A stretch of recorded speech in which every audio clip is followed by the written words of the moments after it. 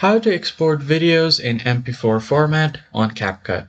If you're trying to export your video on MP4 format, you first need to open up your CapCut on your PC. And then from here, you need to go ahead and create a new project, or if you want to export an existing project, you can just open it up.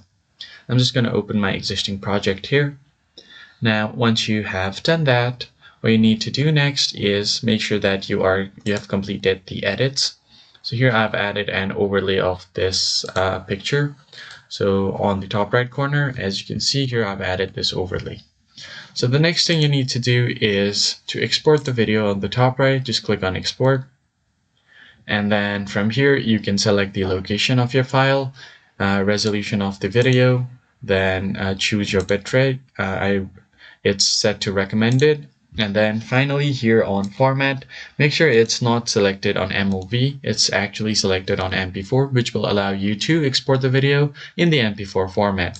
You could also select your frame rate. And finally, once all of that is done, you can click on export. Now, once you've done that, you will be able to export your video. And that's pretty much it.